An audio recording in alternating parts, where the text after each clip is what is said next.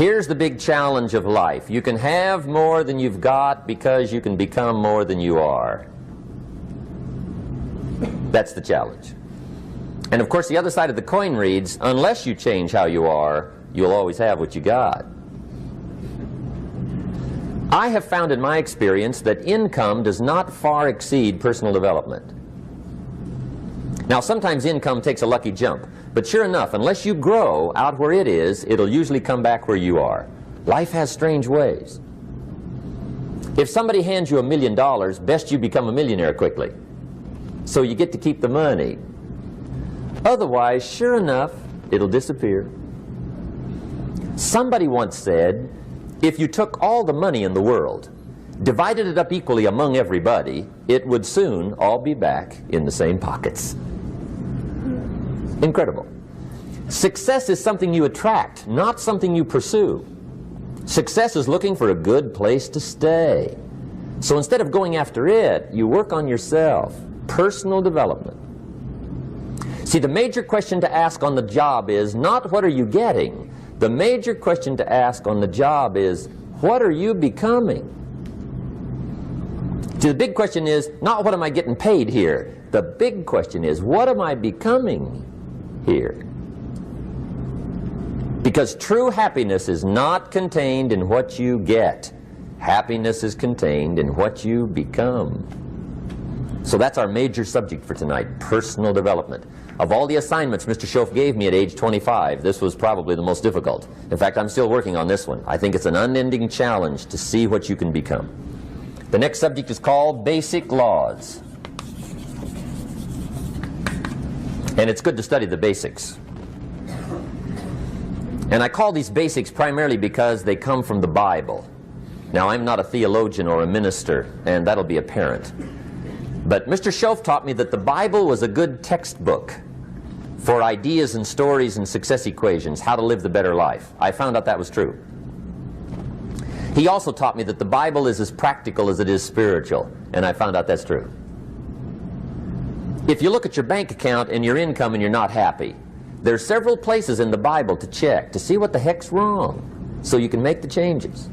And we're going to cover some of those tonight, called basics. Okay.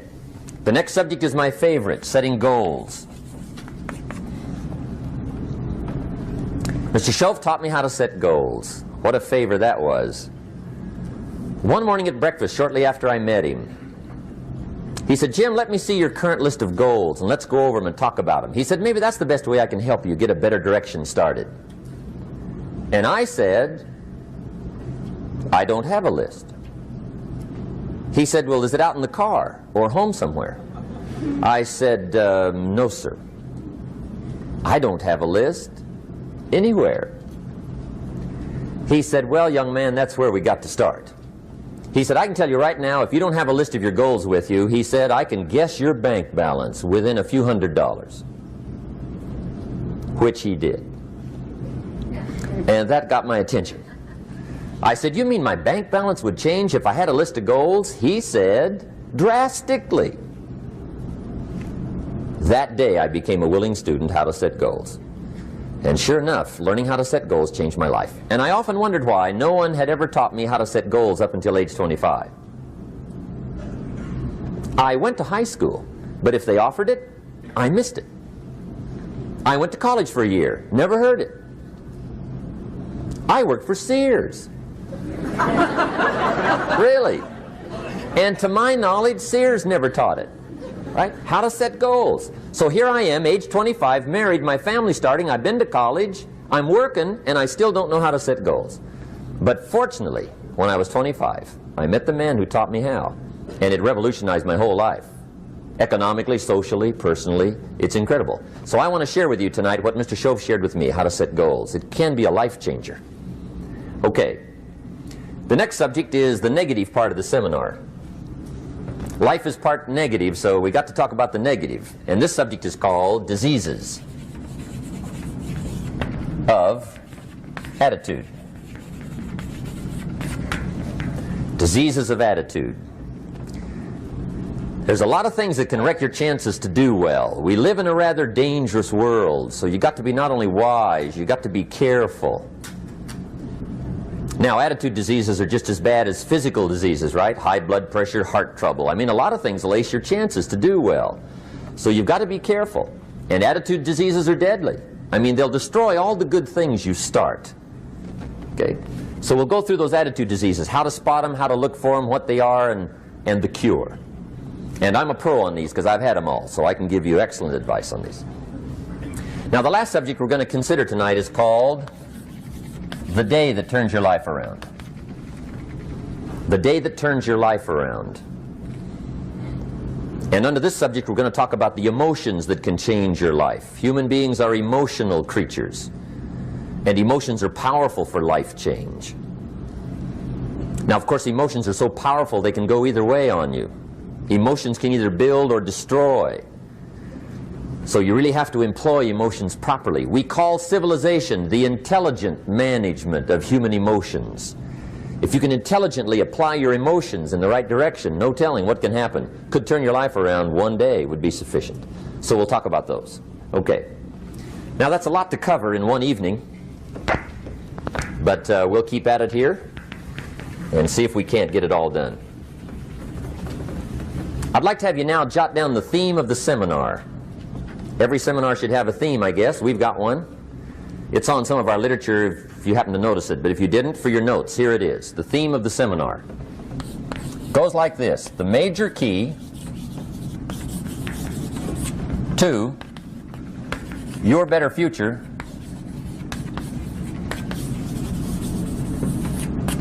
is you.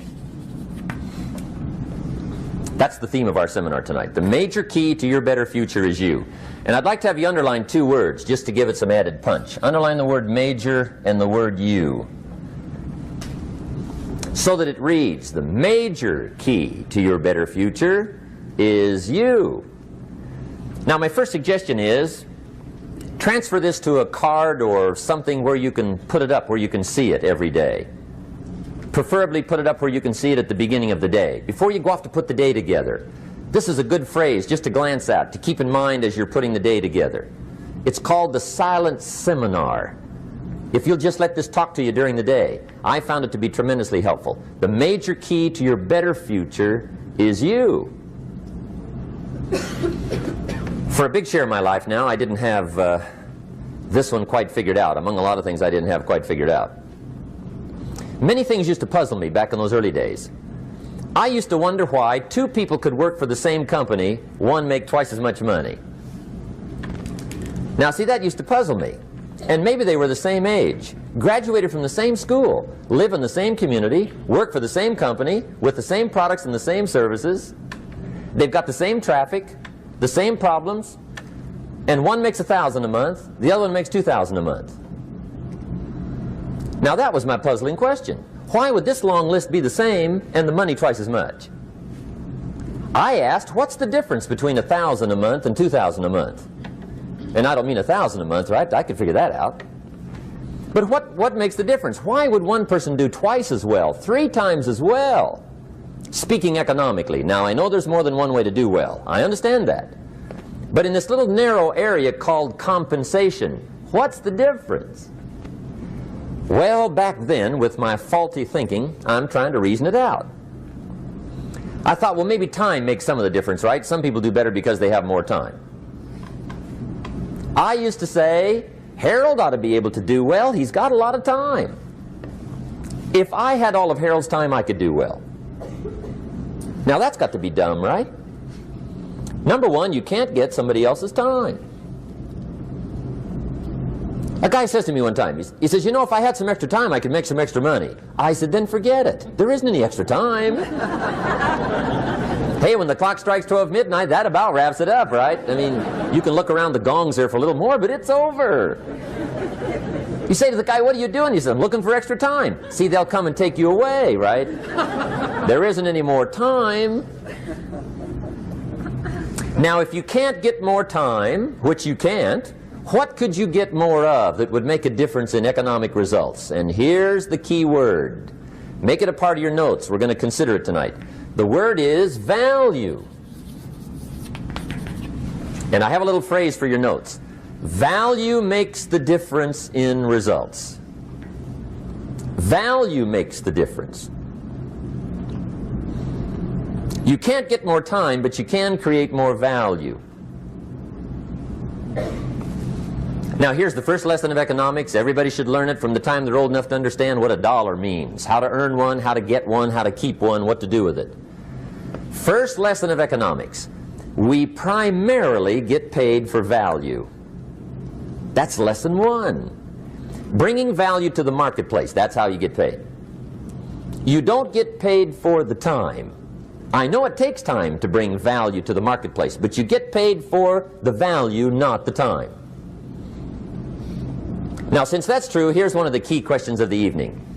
Is it possible to become twice as valuable at the marketplace and make twice as much money in the same time? Above average pay without becoming an above average person. It's called frustration.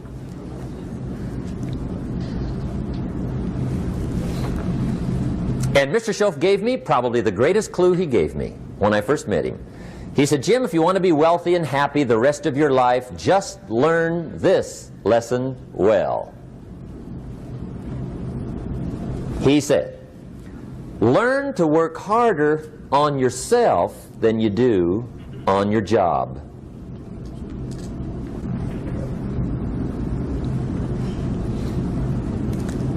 Then Mr. Shoaff gave me probably one of the most important clues among so many things he taught me, but this was in those early days.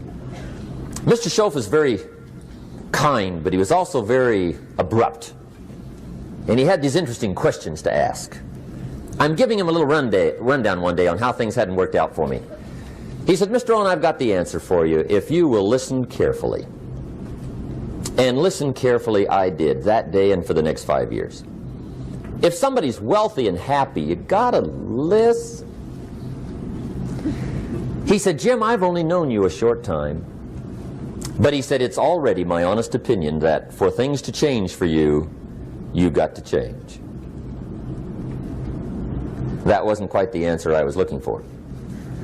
But that's the answer he gave me, and I pass it along to you on this warm summer evening in Anaheim, California, 1981. For things to change for you, you've got to change. Otherwise, it isn't going to change. Before I met Mr. Shoaff, I used to say, I sure hope things will change. Right? That seemed to be my only hope. If it isn't going to change, I'm in serious trouble. And then I discovered it isn't going to change, so I'm in serious trouble.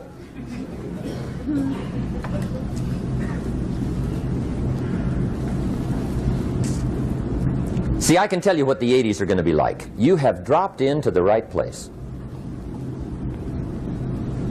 I did a seminar one time for Standard Oil executives and management in Honolulu. And we're having a conference one day on this big conference table. And one of them said to me, Mr. Rohn, you know some fairly important people halfway around the world. What do you think the 80s are going to be like? I said, gentlemen, I do know the right people. I can tell you. So they all listened very carefully. And I said, gentlemen, based on my wide experience, I can really honestly say to you, in my opinion, in the 80s, it's going to be about like it's always been. Aren't you glad you came? That's inside. I don't pass that around just everywhere. Now, of course, I said that to make a point, but I also said it because it's accurate. It's going to be about like it's always been. It isn't going to change. The tide comes in, and then what? It goes out. For 6,500 years that we know of, recorded history, and probably long before that. So it is not going to change. It gets light, and then what?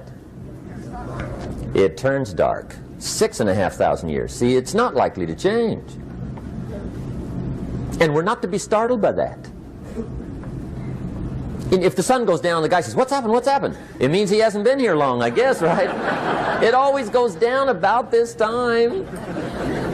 The guy says, well, I don't like that arrangement. Well, you got to talk to somebody besides me, right? It gets light, then it turns dark. In rotation, the next season after fall is what? Winter.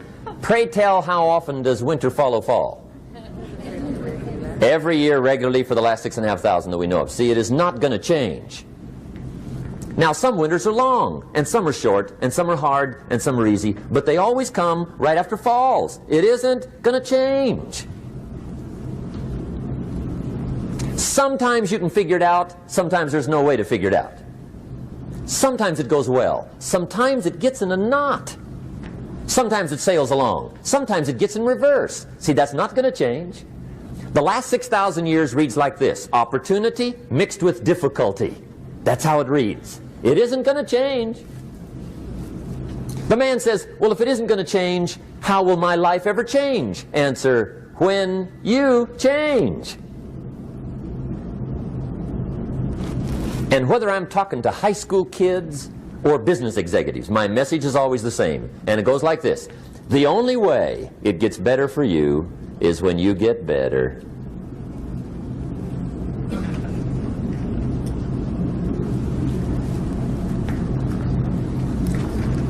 Let me give you the 4 major lessons in life to learn. Here's 4 majors. It's good to study the majors. In our weekend seminar we teach. Some people don't do well because they major in minor things. You've got to be on the lookout. At the end of every week, end of every month, you've got to check, make sure you're not spending major time on minor things. Okay, we go through that whole series. Majors and minors. Now, let me give you 2 phrases before we get to the 4 majors. This will set it up and you'll see where I'm going. 2 key phrases for your notes. Here's the first one. Life and business is like the changing seasons. That's the first phrase. Life and business is like the changing seasons. One of the best ways to describe life, it's like the seasons. Frank Sinatra sings, life is like the seasons. Now here's the second phrase. Very important. You cannot change the seasons, but you can change yourself. You can't change the seasons, but you can change yourself. And see, that's how life gets better for you, not by chance, but by change. Now here's the 4 major lessons in life to learn. I've got my first book finished, came out a couple of weeks ago. This is in it, the 4 major lessons in life to learn. Here they are. Number 1, learn how to handle the winters. That's lesson 1. They come right after falls, with regularity.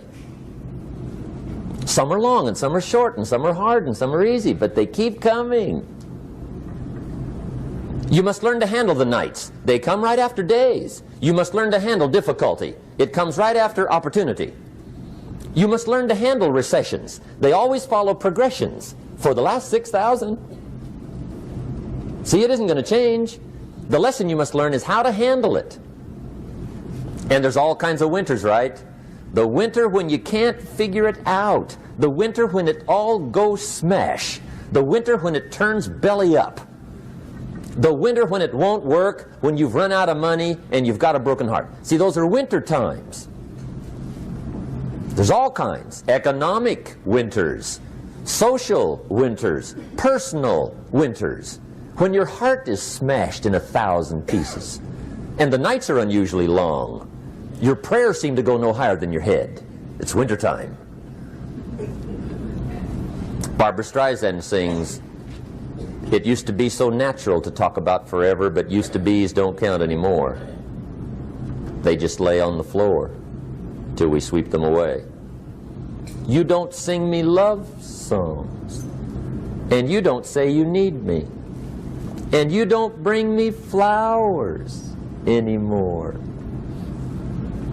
A song of winter. But see, the disappointments come.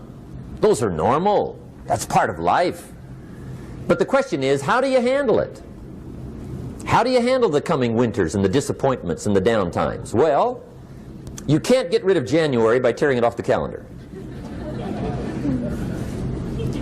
But here's what you can do. You can get stronger, you can get wiser, and you can get better. The winters won't change, but you can. And that's how life changes for you. See, before I understood, when it was winter, I used to wish it was summer. I didn't understand. When it was hard, I used to wish it was easy. I didn't know. And then Mr. Schoaf gave me a part of his very unique philosophy when he said, "Don't wish it was easier, wish you were better." See, that triggered my whole life change.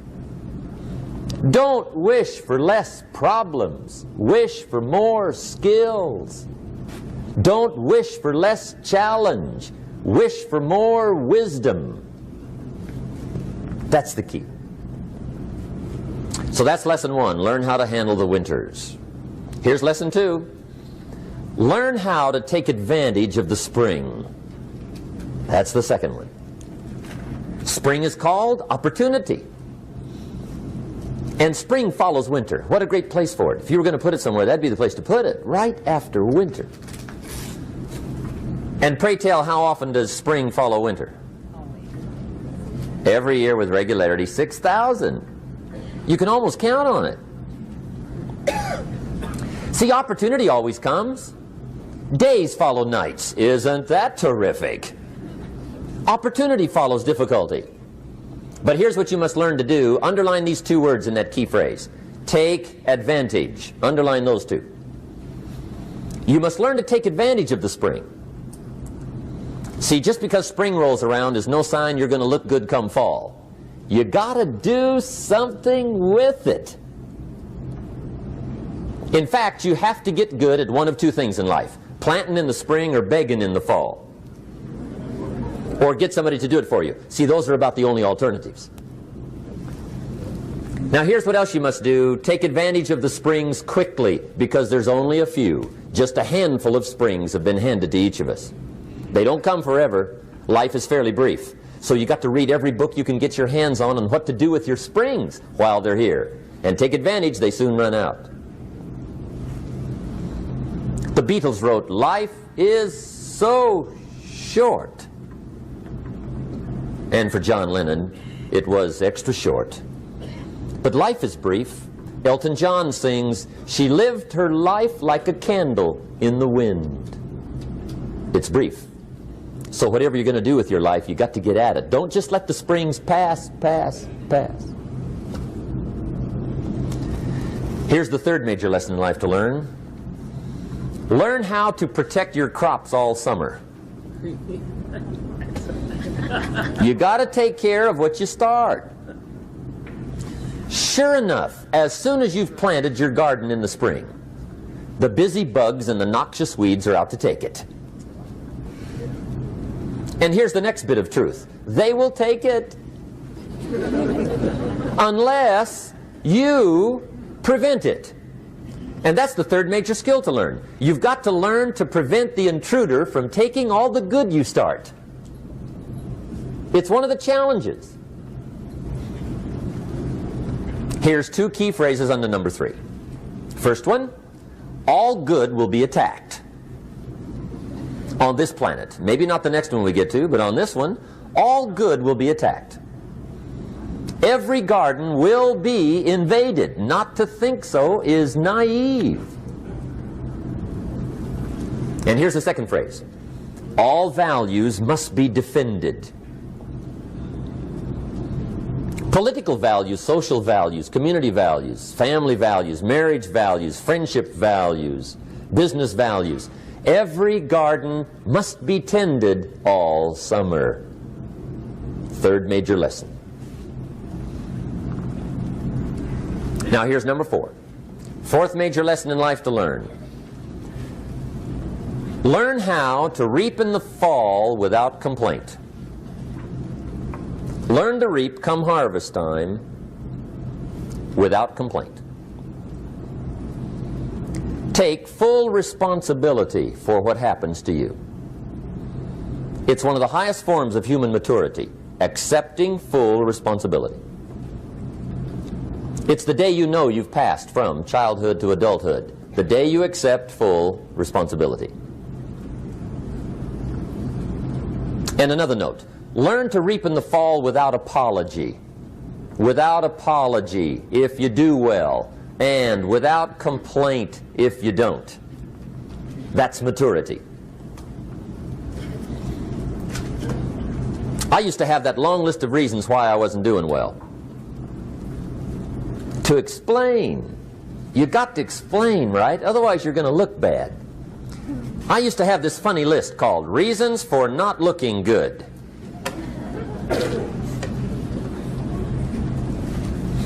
I used to blame the government. I mean, you can believe that or not. It was at the top of my list. I had a lecture second to none. The government. That was on my list. I used to blame taxes. Look what you got left after they take everything. And they expect you to do well. That was on my list there. Prices, that one's easy, right? You walk into the supermarket with $20, come out with a little half bag. So I had that on my list. I used to blame the weather. I blamed the traffic. I used to blame my car. I blamed the manufacturers. I used to blame the company. I blamed company policy. I used to blame the training program. I blame my negative relatives. They were always putting me down. I blame my cynical neighbors. They're just selfish, looking out for themselves. Won't loan you money? They were on my list.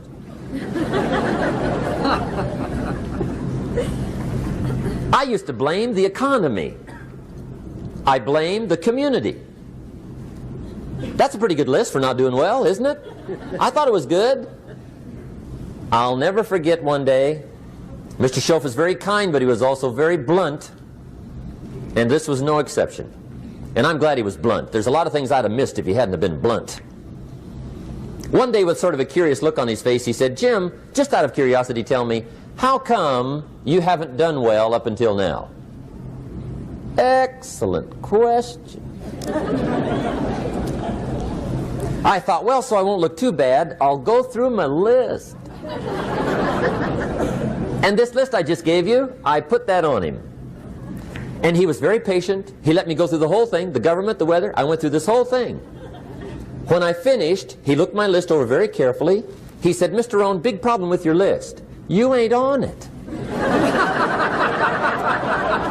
How brilliant.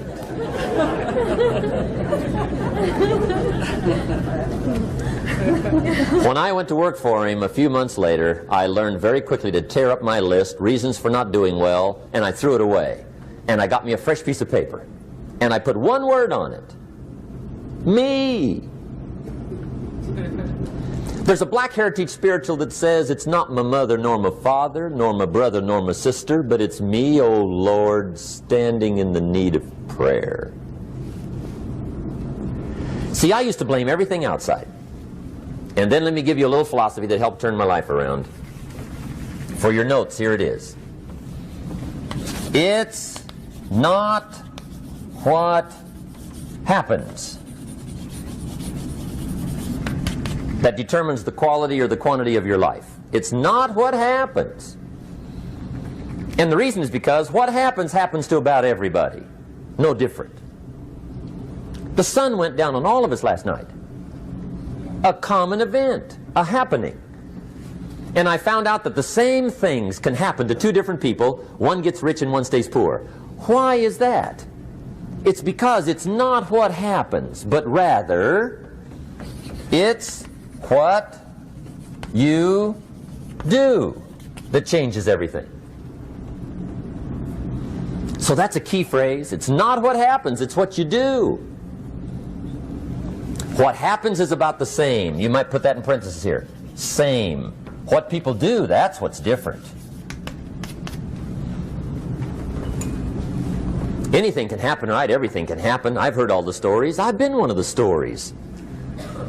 Hey, we could all tell stories all night long, right? Happenings. Anything can happen. Have you heard of Murphy's Laws? Anybody here heard of Murphy's Laws? Okay, most of you have. Murph had these laws. One of them was, if anything can go wrong, it will. That's one of Murphy's laws.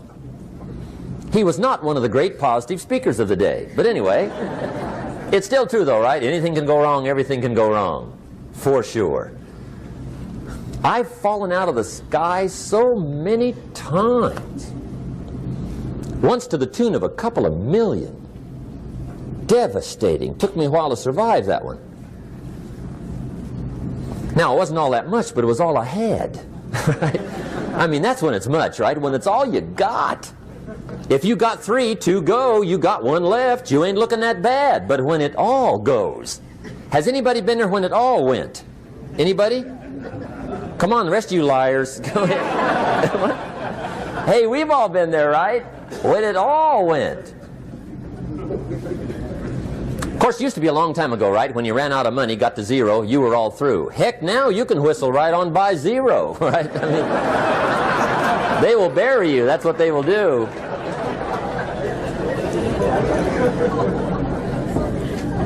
But see, those are the happenings, right? Everything can happen. Anything can happen. But it's not the happenings. It's what you do about it.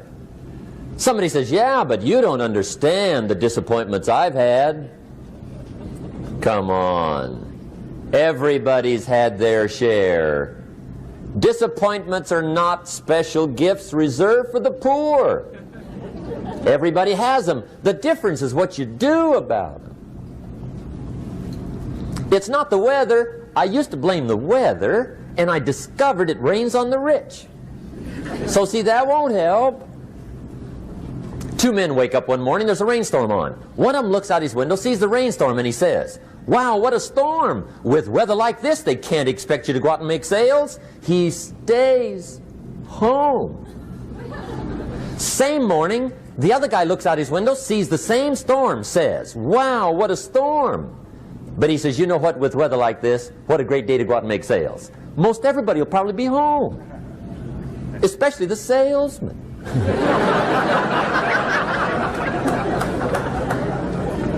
See, that's the difference in how your life works out. It's not what happens, it's what you do. So here's one of the key questions of the evening. Starting tomorrow, what are you going to do that'll make a change in your life's direction? Good question. What are you going to do starting tomorrow that'll make a difference? Now see, if you don't do something starting tomorrow that'll make a difference, guess what?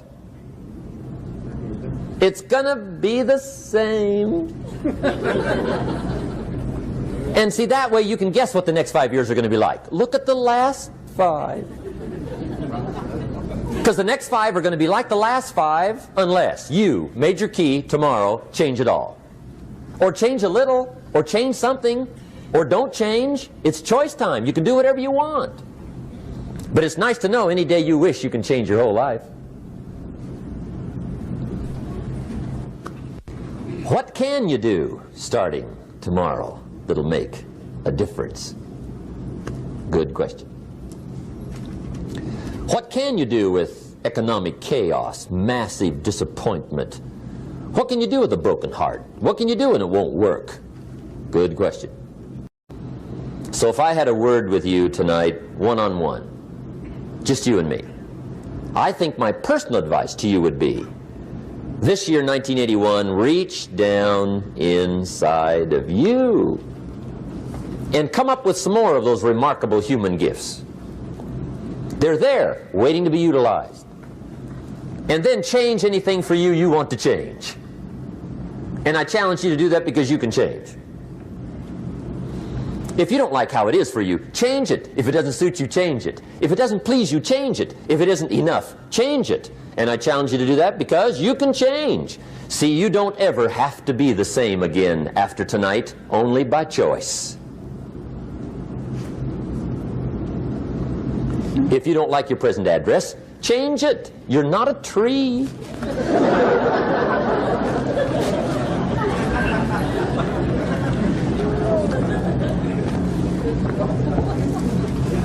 Now, let me give you 3 steps to personal development. Let's get down to the nitty-gritty. What does it take to really make the changes starting tomorrow? It takes more than philosophical pronouncement. I know that. It also takes more than enthusiasm. I know we're hearing a lot about enthusiasm these days, but see, that just won't do the job. We're still hearing the old cliches of the 30s, right? To be enthusiastic, you must act enthusiastic. But see, that's not going to help. After you have leaped about, there are some things you got to do, or it isn't going to change. See, you can get all excited about lifting 200 pounds till you get to the gym. And then you need a new excitement. And the new excitement is called discipline. Major step to human progress. Discipline. If there's one thing to get excited over, that's it. Get excited over your ability to make yourself do the necessary things. What could you make yourself do starting tomorrow that would change it all? No! Tell him. Now, see, that's exciting. On any given day, you can massively change the direction of your life. Murder is a clear example that any one person on any given day can forever alter the course of their life. It just happens to be a negative act. But just as sure as you can commit a negative act, you can also commit a positive act and forever alter your life, whenever you wish. Now that's exciting. And whatever that act might be that changes your life. The guy finally takes a shotgun to his car and blows out every window, destroys every tire, puts 100 rounds in this shabby old thing. And he says, I have driven this embarrassing thing for the last time. And not only will I never drive it again, nobody else will ever drive it again. And he lets that shuddering thing stand there for a while as a monument to the day he said, today my life changes. Now who can do that? Anybody. When can you do it? Whatever day you pick.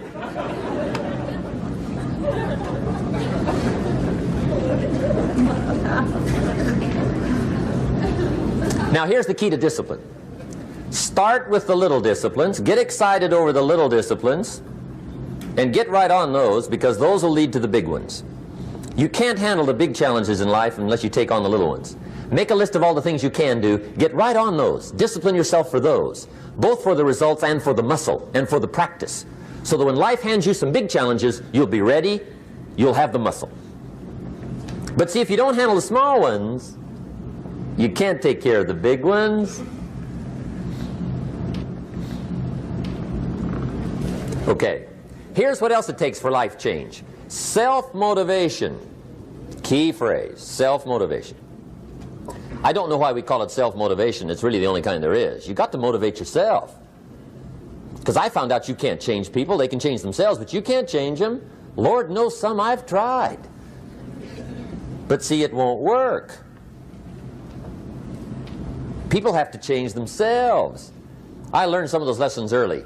I built a little sales organization way back in those early days. I'm 25. And I had some nice people. I said, I'm going to make these people successful if it kills me. I almost died, right? I mean, you can't do that.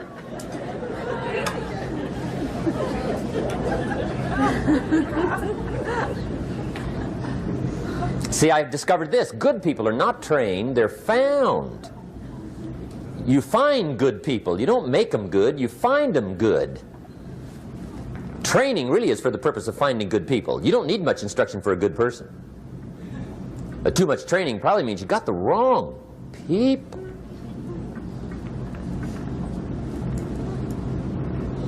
So you got to find the right people. That's the key to getting a good job done. One of the major things we learn in management, lesson 1, don't send your ducks to Eagle School.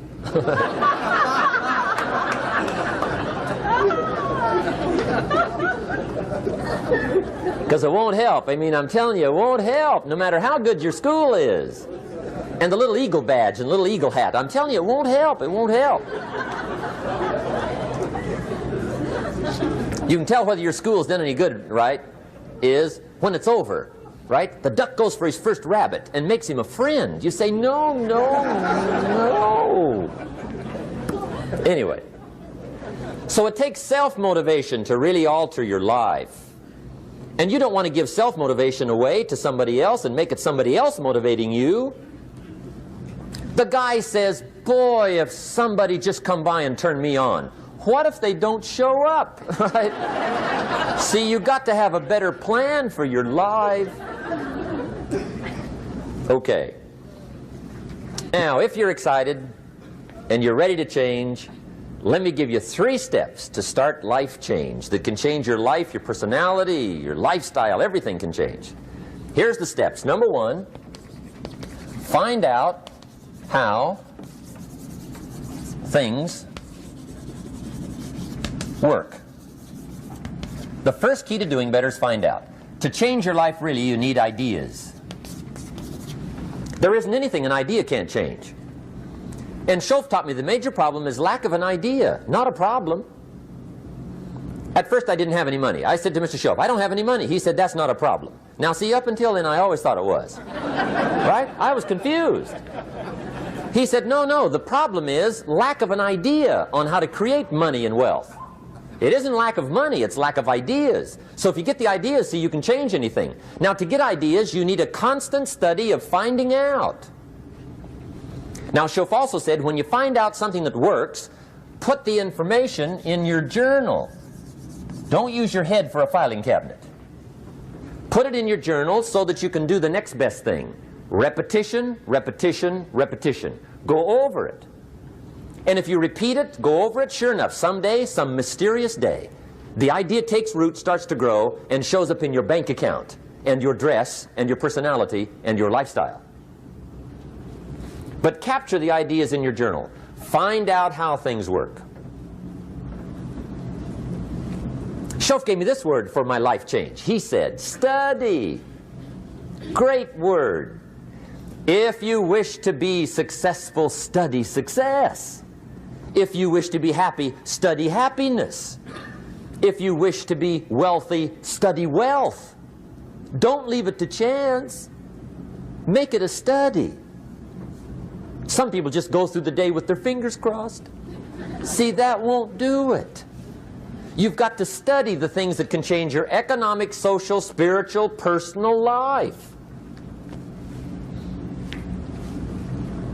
Now here's a qualifying phrase. And we'll have several of these qualifying phrases throughout the seminar. Here's the first one. You may not be able to do all you find out. I understand that. You may not be able to do all you find out, but you should find out all you can do. See, you don't want to wind up at the end of your life and discover that you've lived only 1/10 of it. And the other 9/10 went down the drain. Not for lack of opportunity, for lack of information. So that's number 1, find out how things work. Now here's the best human virtue for finding out, curiosity. Make a note of that. Curiosity. Be curious. You might add a word to it that'll help. Childish curiosity.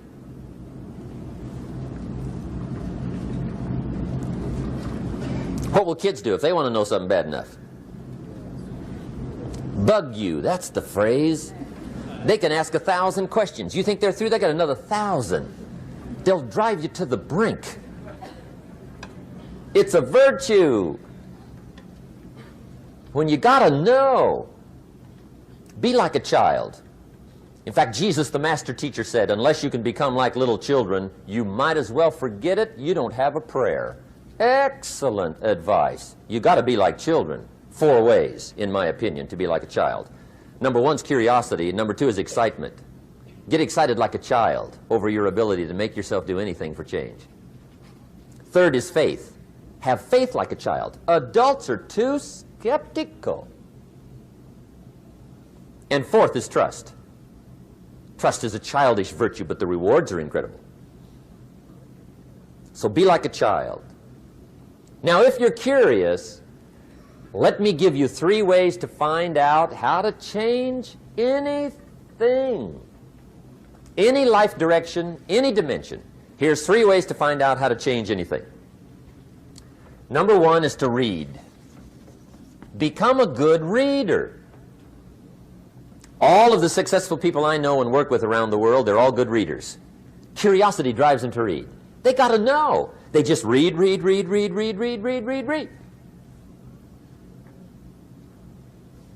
Become a good reader.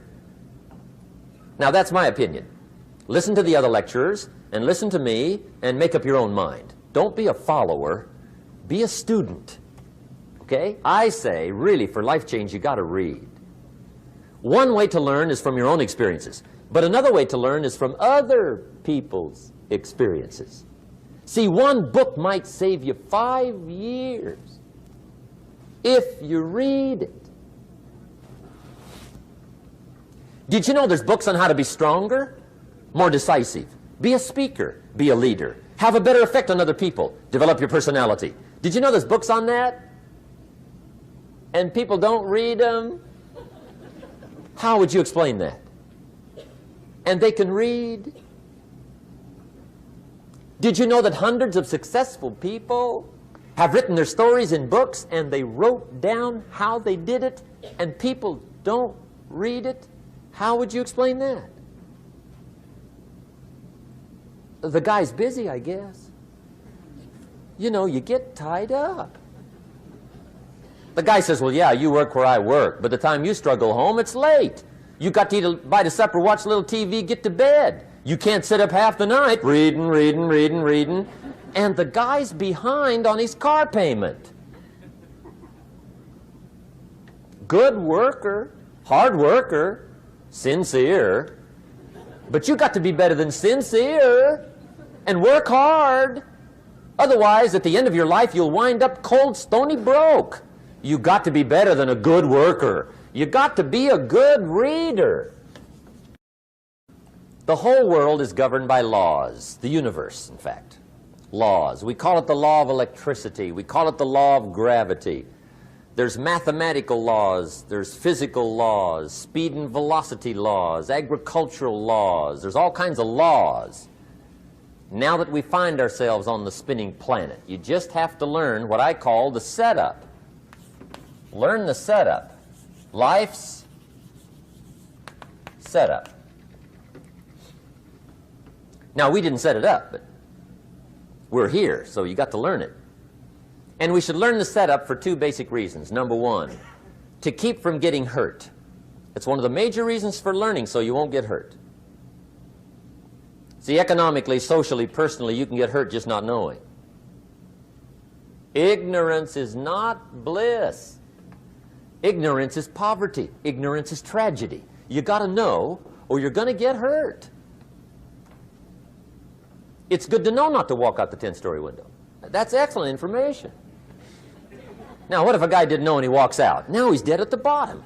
Somebody says, well, the poor guy didn't know. You got to know, or you're going to get hurt. Okay. Now, here's a parenthesis. You don't have to like the setup. I don't ask you to like how it is. That's not what's important. But it is important to learn how it is. Okay? So you don't have to like it, but you should learn it. That's what I tell the kids, right? Make sure you get the information. What you think about it, that's up to you. What you're going to do with it, that'll soon be up to you. But make sure you get it. See, there's nothing worse than being stupid. Nothing. I mean, being broke is bad, but being stupid is awful. And what's really bad is being broke and stupid, right? That's about the end of the world. I mean, there isn't anything much worse than that. Unless you're sick. Sick, broken, stupid. I mean, that is it, right? There's nowhere else to go. So make sure you get the information. It's key. You don't have to like it, but learn it. If this big monstrous thing lifts up in the sky, hangs there for a little while, cuts loose, comes crashing down, boom, shakes the ground for 5 miles. And then this big monstrous thing lifts back up in the sky, hangs there for a little while, cuts loose again, comes crashing down, boom, shakes the ground for 5 miles. It just keeps doing that, this big monstrous thing, lifting up and then crashing down, boom. Now, you might come along one day and say, that's got to be a stupid arrangement, which is okay. You're entitled to your opinion. But the first thing you should learn to do is get out from under it, right? That's number one. You might have a great moral argument. You might want to shake your finger at the sky, but do it from over there, right, so you don't get smashed. It's called your basic smart. So number one, learn so you won't get hurt. Whether you like it or not, learn.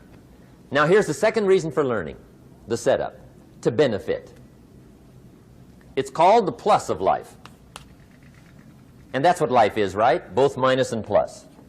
The minus is tragedy, heartache, misery, failure, unhappiness. But life is also happiness, prosperity, good feelings. So here's the key. Learn to get on the good side of the way things work.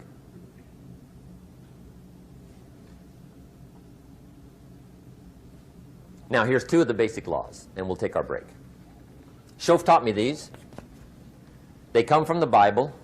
Now again, I'm an amateur, okay? When it comes to the Bible, I'm not a pro. So you'll sort of have to take my way of putting it. But here they are. The first one is the law of use. The law of use. And it goes something like this. Whatever you don't use, you lose. Lack of use causes loss.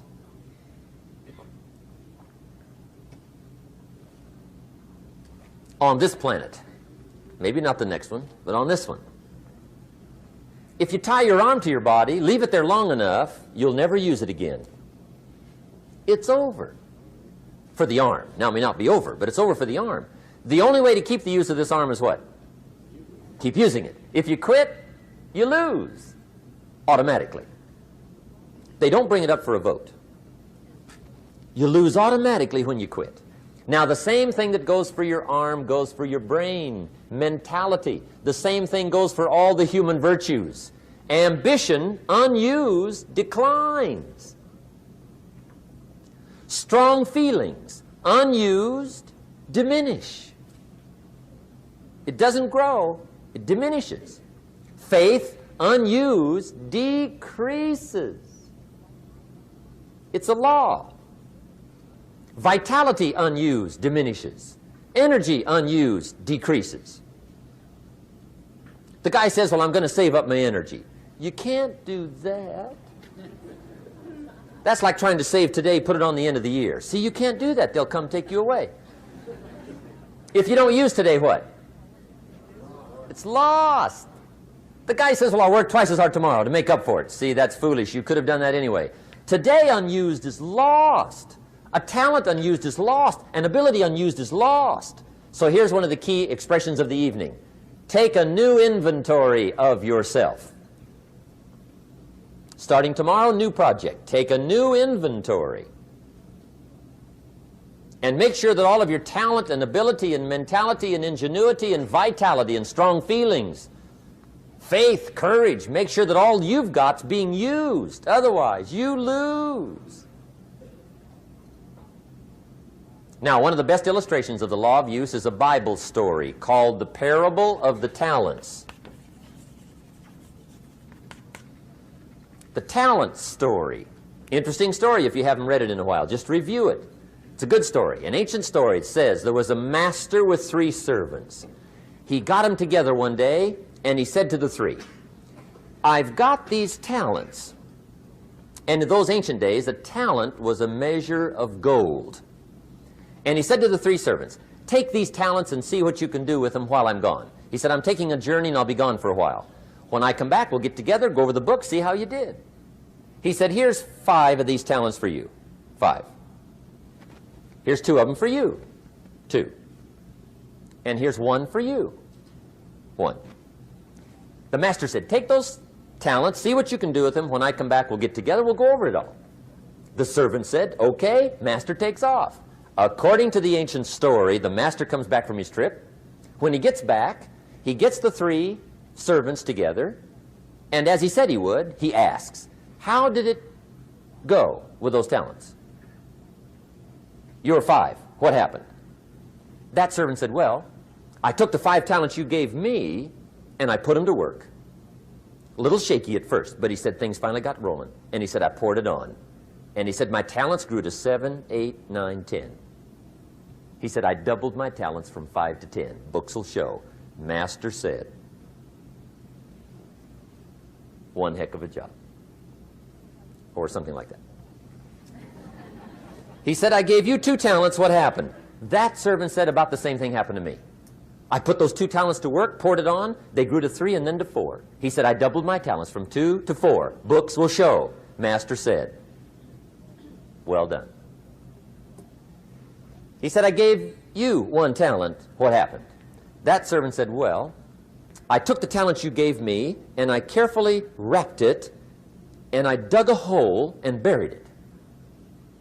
And camouflaged it, I suppose, right? So nobody would steal it.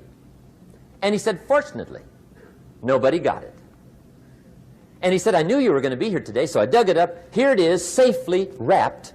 I did not lose it while you were gone.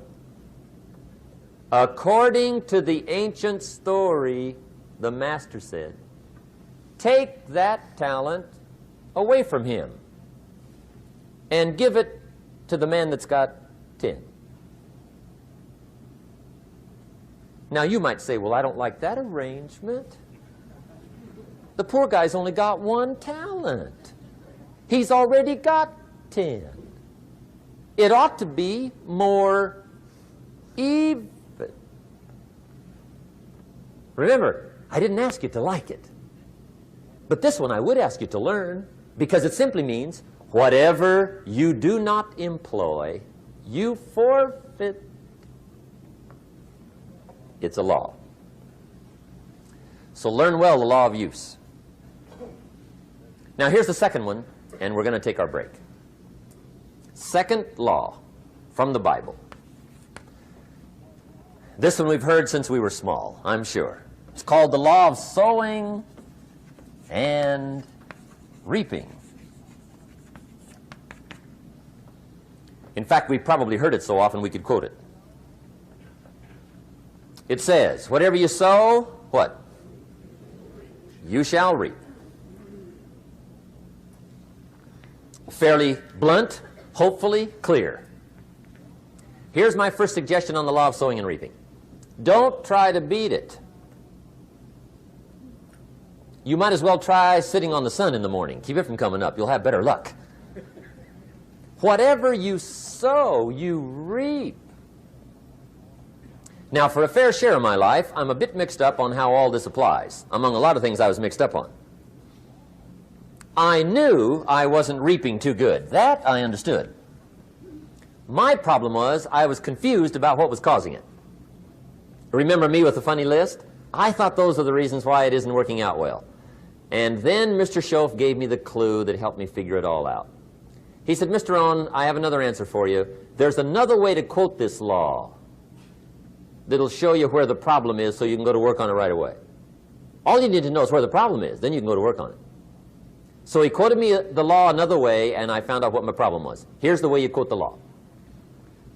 Whatever you reap is what you've sown. Now I knew what my problem was.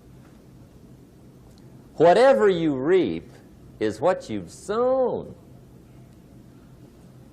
If you don't like the crop, who do you look up? Answer, whoever planted it. And where do you find who planted your crop? Answer, in the mirror. What I finally learned to do come fall was to go to the mirror. That's where you go.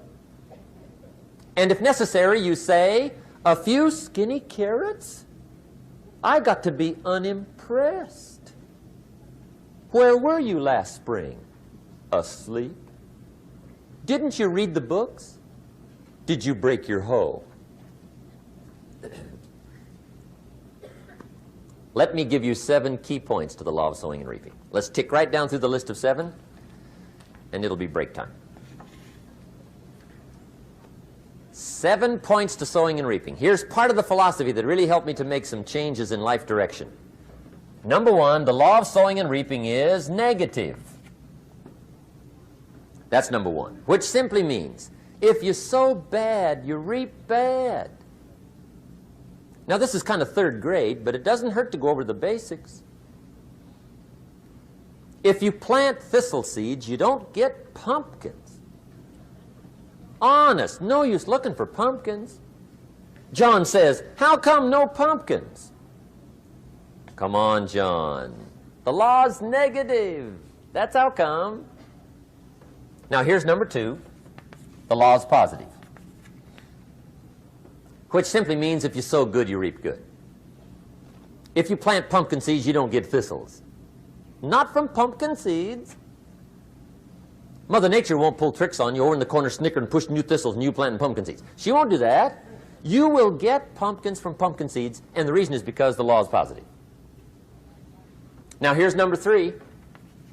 I got excited when I found out the full dimension of this. See, you do not reap what you sow, but rather you always reap much more than what you sow. So the third key word is more. You don't get back what you put out. You get back much more than what you put out. And it works both positive and negative. On the negative side, it said, if you sow to the wind, you reap the whirlwind. So you've got to get ready for that, or you will be naive. See, anybody can, whether you will or not. See, that's the question. And here's a good question to ask. We are all buying somebody's plan. The question is, whose? Who's got you talked into doing what you're doing? Who's got you talked into your present plan? See, 10 years from now, you will surely arrive. The question is, where? But see, anybody, if you want to, can go searching for a good plan, pick it, and start working it. And sure enough, as the time passes, as it surely will 5 years from now, 10 years from now, then you'll be winding up wearing what you want to wear, driving what you want to drive, living where you want to live, become what you want to become. But now's the time to fix the next 10 years. And who can? Anybody. Here's number 6. The 6th key to sowing and reaping. This is leveling with you now, as we promised to do. There's one thing better than the truth, and that's the whole truth. And here's part of the whole truth of the law of sowing and reaping. Number 6 is, you could lose. There are times when you just lose, no matter what you do. It's that kind of planet. You reap what you sow, yes, but... What does that mean? Yes, but, well, the farmer plants his crop in the spring, takes care of it all summer, loves his family, works 10, 12 hours a day, 6, 7 days a week, is an honorable man.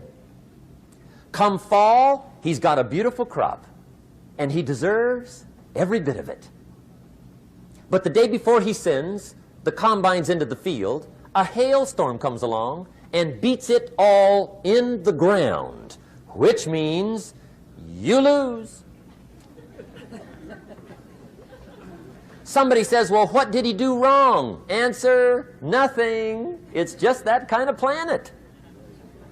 Sometimes it's going to hail on your crop and rain on your parade, so you got to get ready for that or you will be naive. That's just part of the life arrangement. And don't press me why. I was not in on some of the original decisions here, so I don't know how it got set up. But there's just times, sometimes you lose. That's part of life. But now here's number 7. The 7th key to sowing and reaping. And it goes like this. It's just another way to quote the same law. And it goes like this. If you don't sow, that's just another way to quote the law. If you don't sow, what? You don't reap. You don't even have a chance. So if you looked at your game plan tomorrow, you might come to the quick conclusion, I got to get some sowing going. How true. Get you some sowing going. And remember, you've got plenty of time. You've got all the time there is. Some people spend enough TV time to make a fortune. The latest article on television watching in this country, according to the latest article, the average television is on in this country in every household 7 hours a day. called the Big Seven. I asked a guy one time what his TV cost. He said about $450. I said, you forgot to look at the price tag. He said, what do you mean? I knew he was a TV watcher. I said, that television costs you, in my opinion, at least $12,000 a year. To watch it, not to own it. Owning it's cheap. Watching it is what's expensive. And I said, hey, $12,000 a year is too much to pay to watch TV. That's too much. Pay a little, but not $12,000. And he's the guy that said, I hope pay TV never comes.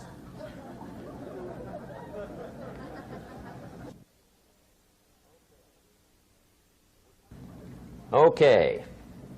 We're trying to cover an awful lot tonight. I realize that.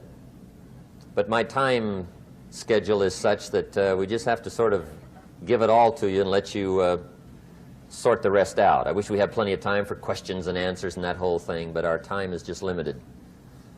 But we are trying to go through an awful lot, I realize that. But looks like everybody's getting it. This is about the note-takingest crowd I've seen in a long time. Incredible. Does anybody have 5 pages yet? Anybody? Oh, fantastic. Incredible. Okay. Maybe you heard the story about the preacher down in Texas, southern part of the country. He was an evangelist back in the horse and buggy days. And he was very good at being an evangelist, and a lot of people used to come and hear him preach. And one day he put up his tent in one of these Texas towns and expected a big crowd as usual, come and hear him preach. And he got there, first night of the tent revival, walked in. 7:30, time to start. And to his surprise, the tent was empty. He thought, well, something must be drastically wrong. So he waited till 7:45, nobody showed up. 8 o'clock, zip. Finally, 8:15, one lone cowboy wandered up on his horse, tied his horse up outside, came in, sat down on the front bench, right, waiting for something to happen. The preacher thought, well, at least I better go down and talk to the cowboy. So he walks down, talks to the cowboy, and he says, cowboy, I'm the preacher. And he said, I don't know what to tell you. Something's gone wrong. He said, this tent was supposed to be full of people. He said, I'm embarrassed. He said, you're the only one that showed up. And he said, I really don't know what to do. And the cowboy said, well, I'm not a preacher, so I really can't tell you what to do. You know, he said, I'm just a cowboy. But he said, I know this, if I went out to feed my cattle and only one showed up, I'd at least feed it. The preacher thought, hey, the cowboy is right. If you've got a good idea to share, you should share it, if there's 1 or 1,000. So he got kind of inspired by this conversation, and he jumped up on the platform and started to preach, as if the tent was full of people. It just exploded.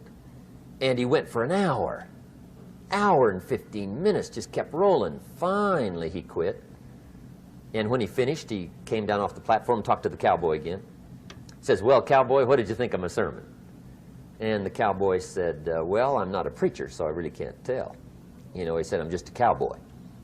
But he said, I know this. If I went out to feed my cattle and only one showed up, I'd feed it, but I wouldn't dump the whole load on it.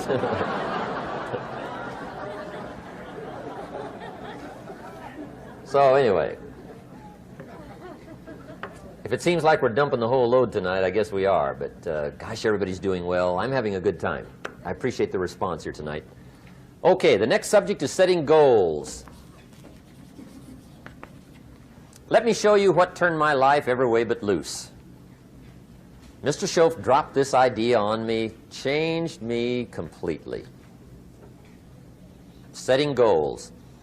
Here's what can easily happen if you don't set goals.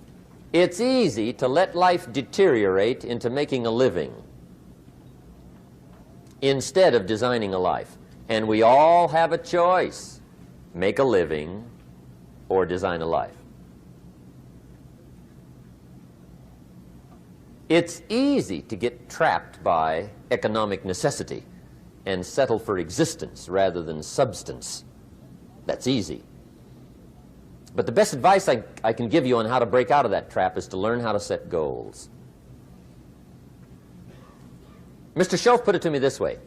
He said, Jim, if you had enough reasons, you could do the most incredible things. I never forgot how he put that. If you have enough reasons. See, reasons will change your whole life. Mr. Shelf said to me, he said, Mr. Rohn, I think you've got plenty of intelligence, you've got plenty of talent, you've got plenty of ability. Probably what you lack is plenty of reasons. He said, I don't think your current bank balance is a true indication of your level of intelligence. I was happy to hear that. He said, I think you're much smarter than your present bank balance indicates. And that turned out to be true. I was much smarter. But of course my first question was, well then why isn't it bigger? And he said, you don't have enough reasons. You've got enough intelligence, but not enough reasons. So see, reasons can change your life. Here's what else I found out. Reasons come first, answers come second. You don't get the answers to do well till you get the reasons. Life has a mysterious way of hanging on to all the answers and only gives them up to the people that are inspired by reasons. So reasons make the difference in how your life works out. Now, what are some of the reasons for doing well? Let's go through a quick list called Reasons for Doing Well. First is personal reasons. Some people do well for recognition. Some people do well for respect. Some people do well for the way it makes them feel. They love the feeling of being a winner. Those are good reasons. I have some millionaire friends that keep working 10, 12 hours a day, making more millions. And it's not because they need the money. It's because they need the joy and the satisfaction and the pleasure that comes from being a constant winner. And see, it's not just the money anyway. It's the journey, not the money. Once in a while somebody says to me, boy, if I had $1 million, I'd never work another day in my life. That's probably why the good Lord sees to it they don't get their million, right? They'd quit. They'd quit. Okay. Next is family reasons. Some people do extremely well for other people, and that's powerful. Human beings can greatly affect each other. Sometimes we will do things for somebody else we will not do for ourselves. We're made that way. I met a man one time who said, Mr. Rohn, to do all the things I want to do with my family around the world, he said, I got to have at least $250,000 a year. I thought, incredible. Could a guy's family affect him that much? And the answer is, of course. How fortunate are the people that find themselves greatly affected by somebody for personal achievement. And we are affected. The writer of a recent song said, if not for you, the winter would hold no spring, couldn't hear a robin sing. I just wouldn't have a clue if not for you. So we can be affected. That might be one of the most stimulating reasons to do well, finding somebody. When Andrew Carnegie died, the wee little Scotsman that built the big steel industry, when he died, they opened up his desk, and in one of the desk drawers, they found a slip of paper. On that piece of paper, Mr. Carnegie had written his goal for his life, and he wrote it when he was in his 20s. And on that piece of paper, it said, I'm going to spend the first half of my life accumulating money. I'm going to spend the last half of my life giving it all away. What a goal. He got so inspired by that goal that the first half of his life, he accumulated $450 million. And the last half of his life, he gave it all away. Good question tonight. What's got you turned on? What's got you bombed out of sight to get up early and stay up late and hit it all day? Next question. What's got you turned off? When I found the answers to those two questions, my life exploded into change. I finally found out what had me turned off, and I got that cured. And then I got me a long enough list of reasons to turn me on. And once the lights went on for me, age 25, they've never gone out. I've fallen out of the sky a few times, but I've never lost that drive to make something unique out of my life. See, reasons altered my whole life. Now, there's another list of reasons called nitty-gritty. Hard little reasons. Sometimes those little reasons are the most powerful reasons that can change your life. Sometimes it doesn't take much. I now carry several $100s in my money clip. It's only a few $100s, but it was one of those reasons turned my life around. Just before I met Mr. Shoaf, I heard a knock at the door. I go to the door, and there's a little girl standing there about this tall selling Girl Scout cookies. And she gave me one of the finest sales presentations I've ever heard. Special deal, several flavors, this whole package of stuff, $2. And with a big smile, she very politely asked me to buy. And I wanted to.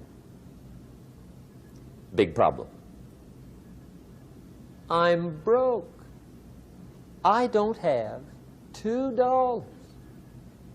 And to this day, I can remember the pain and the embarrassment. I'm a father. I'm a husband. I've been to college. I'm working. I'm 25. I don't have $2. And I didn't want to tell her that for some reason. So I did what I thought was next best.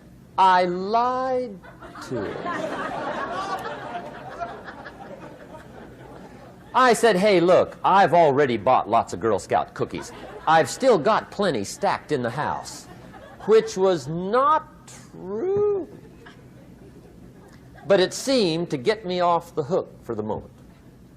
She said, well, gosh, that's wonderful. Thank you very much. And she went away. When she left, I closed the door, and that was the day I said to myself, I don't want to live like this anymore.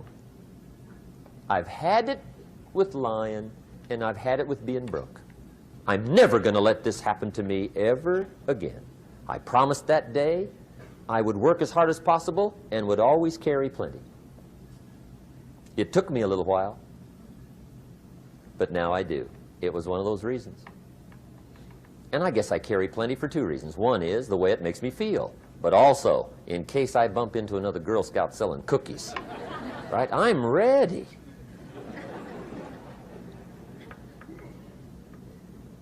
I walked out of the Bank of America one time up in Saratoga, California, where I used to live. Two little girls selling candy right outside the bank. Good place. Some girls' organization they're working for, right? I come walking out of the bank. This first little girl walks up to me. She said, Mister, would you like to buy some candy? I said, I probably would. What kind is it? She said, it's almond roca. I said, my gosh, that's my favorite. She said, wonderful. I said, how much is it? She said, it's just $2. I thought, incredible. I said, how many boxes of that candy have you got? She said, 5. And her little friend was standing there. She was selling candy too. I said, how many boxes have you got? She said, I've got 4. I said, that's 9. I'll take them all. They said, "Really?"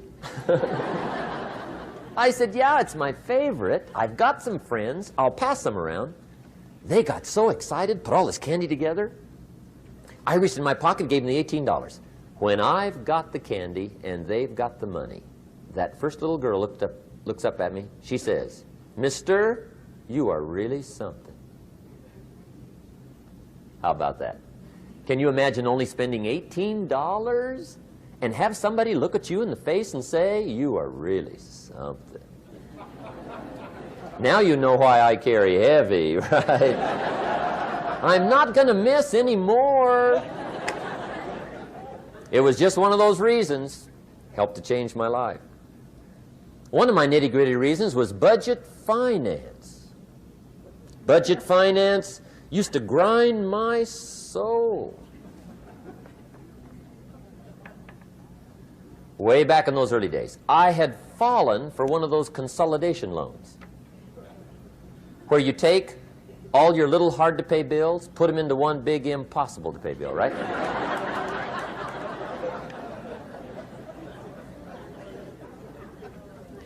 I would get 4 or 5 payments behind. This one guy used to call me day and night. I don't think they're allowed to do that anymore. Harassed me. Threatened to run me in front of the judge. Threatened to ruin my credit. Threatened to embarrass my family. One day he said, "We're going to come get your car, drag it rear end up down the street in front of your neighbors." The guy even called me a flake. And back in those days, I'm broke, I'm pitiful, there's nothing I can do about it. But I never forgot how the guy treated me. And when I met Mr. Shoaf and I got my life straightened out and the money started to flow, that was one of my first projects, budget finance. I poured it on day and night. I finally put all the money together I owed him, which was considerable. I picked a day for the payoff. And when the payoff day came, I put the money in small bills in a big briefcase. And I walked into the budget finance office on Wilshire Boulevard in Los Angeles. The guy who harassed me so often, his desk was about 3 back. I walked right up to his desk, startled him. He wondered what I was doing there. It was the first time I'd been there since I'd borrowed the money, right? Without saying a word, I opened up this briefcase, dumped this pile of money all over his desk.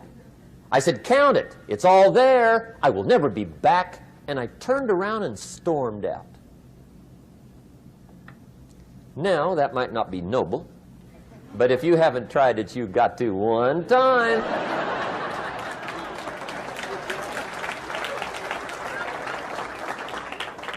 It can be the day that turns your life around. All you need is a reason that turns you on. One of my dear friends, Robert Depew, Bobby used to be a school teacher in Lindsay, olive capital of the world. Bobby taught school several years, got a little weary teaching school. One day decided he wanted to get into sales. So without telling anybody, he just up and quit his job teaching school and jumped into sales. When he did, his brother made fun of him, laughed at him, put him down, said Robert's lost his mind. Had a good job teaching school, now he thinks he's a salesman. He's going to go down the drain, lose everything. Just put him down something fierce. Bobby said, "The way my brother acted when I got into sales," he said, "that made me so mad, I decided to get rich." And my question for you tonight is it possible to get that mad? Of course. Wealth is not a matter of intelligence. It's a matter of inspiration. Today, Robert happens to be one of my millionaire friends. Bobby's rich.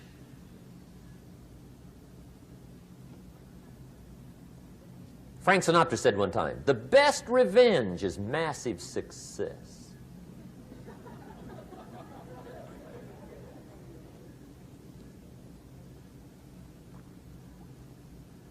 Hey, get you a long enough list of reasons so that after tonight you never lack for inspiration. You might not have all the answers right away, but you can get the answers if you can get the reasons. Now, let me give you a little simple formula for goal setting. Okay? We take 2.5 hours on the weekend for the whole 10-year plan. We don't have time for that tonight. But let me get you started with a little simple formula Mr. Schoaf gave me. And maybe this will be helpful. First of all, I've divided goals into two parts. First is long range. Long range goals. That's your dreams. Your dreams for the next 3, 5, 10, 20, 30, 40 years. Actually, the rest of your life. Your dreams. You've got to keep dreaming. Ronald Reagan, president, said to the joint session of Congress a few weeks ago, "The Republic is a dream. And if we don't keep dreaming, we will lose the Republic." Your better future is a dream for yourself and for your family. Where do you want to go? What do you want to do? What do you want to be? What do you want to see? You've got to dream dreams. There's a Bible phrase that says, without dreams and visions, people perish. You've got to have something to go for that inspires the heart and the soul. Dreams. From the children of Sanchez, it says, take the crumbs from starving soldiers, they won't die. Take the bread from hungry children, they won't cry. But without dreams, we all will die. You've got to dream.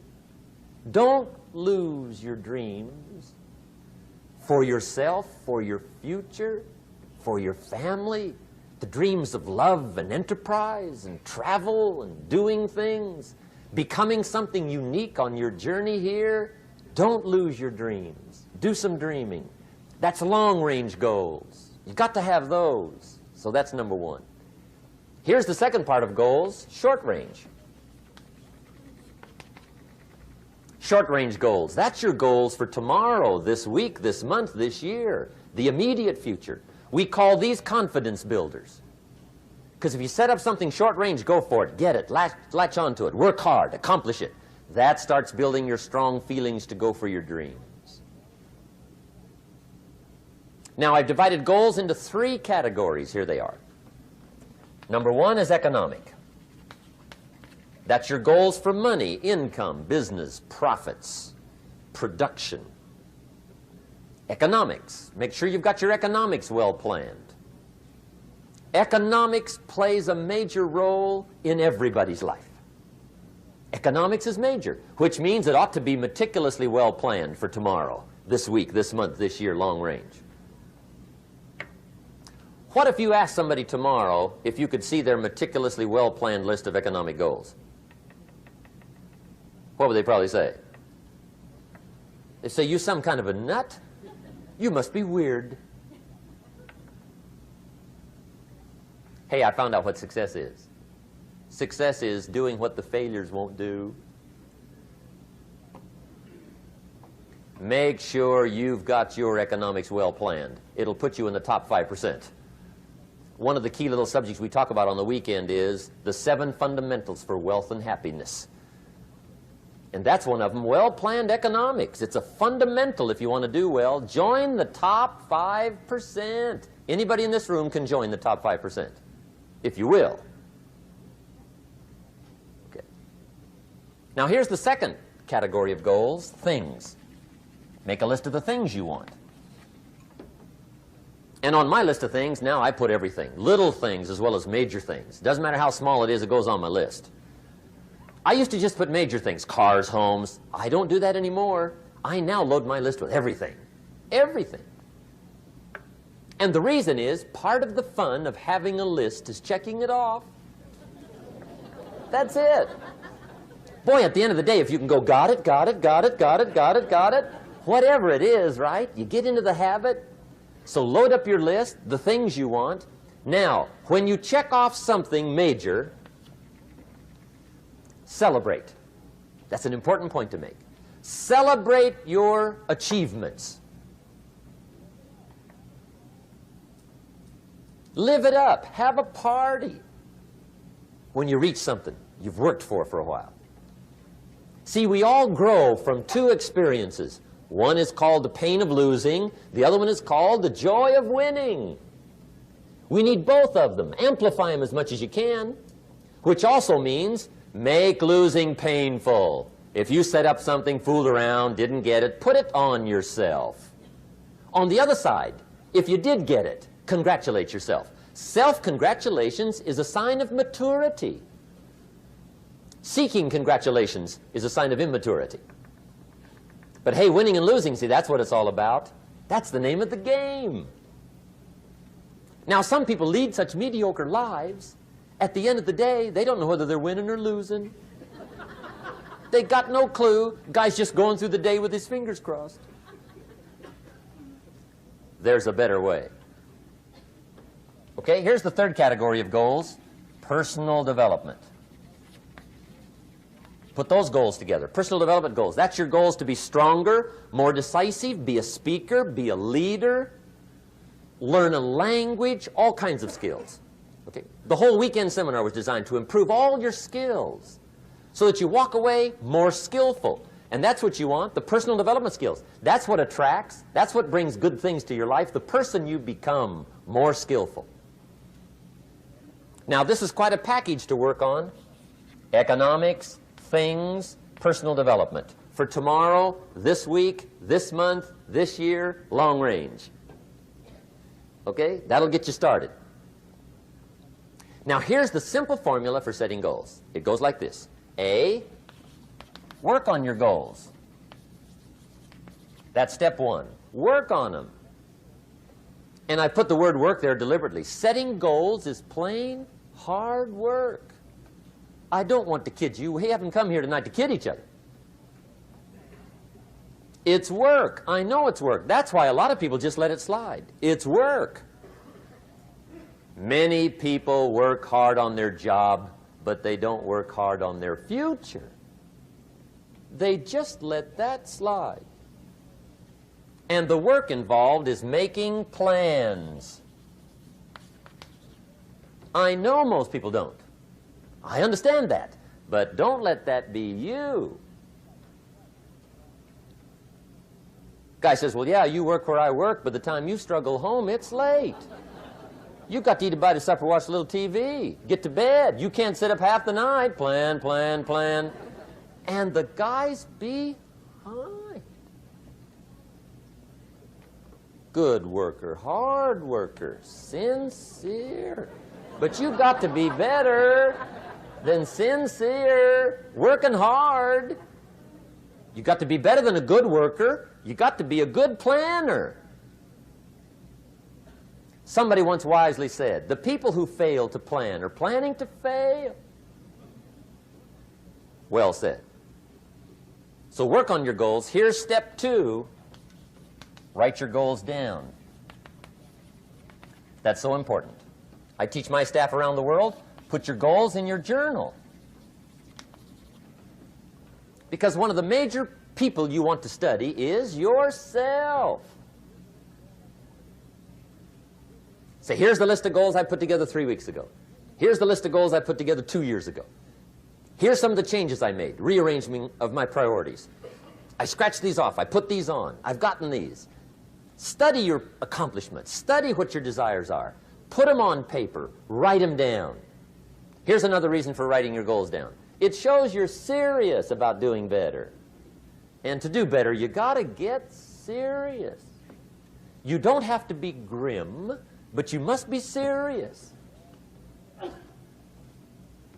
Everybody hopes things will get better. Everybody hopes. Poor people hope. That ought to tell you something. It means the future does not get better by hope. It gets better by plan. I used to have the affliction called passive hope. It's an affliction. It's bad. Probably what's even worse than that is happy hope. Now that is really bad. That's bad. Happy hope. The guy's 50 and he's broke and he's still smiling. See, that's not good. So get serious about your goals. Put them on paper. Write them down. There's all kinds. His goals, her goals, their goals. Business goals, financial independence goals, family goals. I mean, there's so many things to work on this that if you don't get busy and work on it, sure enough, the time will pass. And sure enough, 5 years from now, you'll wind up where you don't want to be, wearing what you don't want to wear, driving what you don't want to drive, being what you don't want to be. Now's the time to fix it. Now, here's the third step to your goals. Check the size of your goals and the kinds of goals. How big they are, what kind they are, affects you. And here's one of the important phrases of the evening. Your goals are affecting you, whatever they are. Your goals affect your handshake. Your goals affect your attitude, personality. Your goals affect the way you walk, the way you talk, the way you dress. All day long, we're being affected by our goals. Now, some people have goals, but they have such lousy goals. The effect is bad. I asked a guy one time, what are your goals for this month? The guy said, look, if I could just scrape up enough money to pay these lousy bills. That was his goal. I'm not saying it isn't a goal. It's a goal, but it's such a lousy goal, the effect is bad. You don't jump out of bed on Monday morning and say, oh boy, another chance to go out and scrape up the money to pay my lousy bills. See, you don't do that. Usually you say, oh, not another Monday.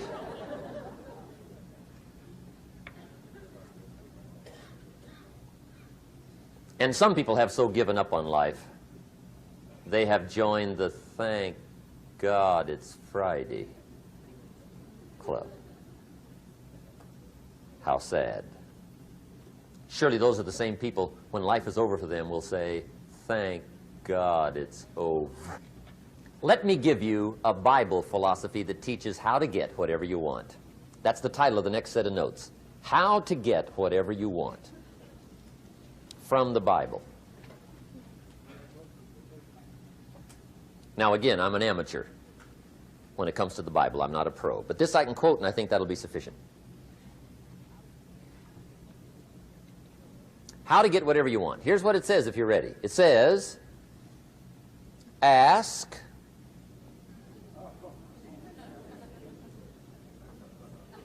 That's it.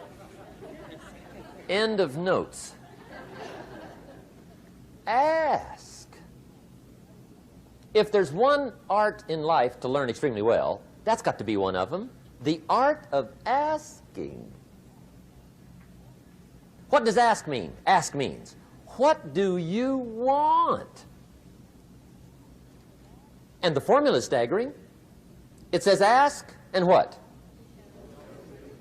A guy ought to look into that.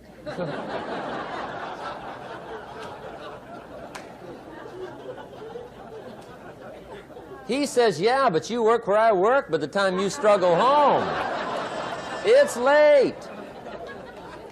You got to eat a bite of supper, watch a little TV, get to bed. You can't sit up half the night, ask. And the guys behind. See, you've got to be better than a good worker. You've got to be a good asker. Now, let me give you 3 key points on asking and receiving. This can do it. Number 1, asking is the beginning of receiving. Asking starts a unique process, mental and emotional.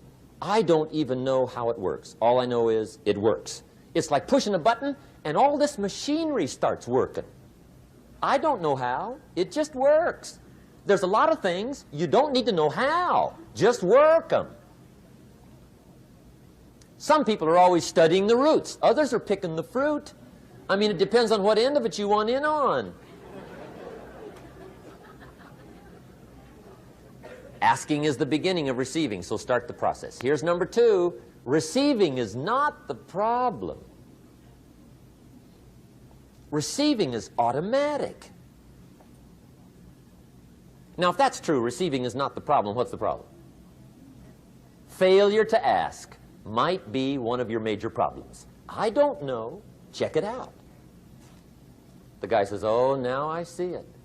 I got up last year and hit it every day, but there's not a scrap of paper with my goals on it. Good worker, poor asker. So you got to change that. Here's number 3. Receiving is like the ocean. There's plenty, especially in California. It's like an ocean here.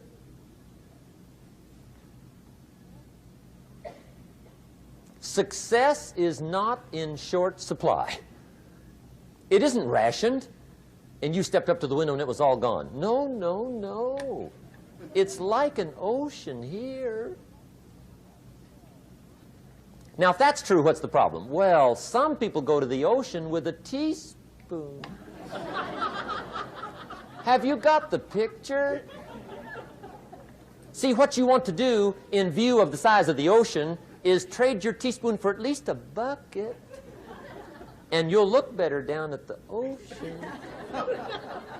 Kids won't make fun of you, right? Okay.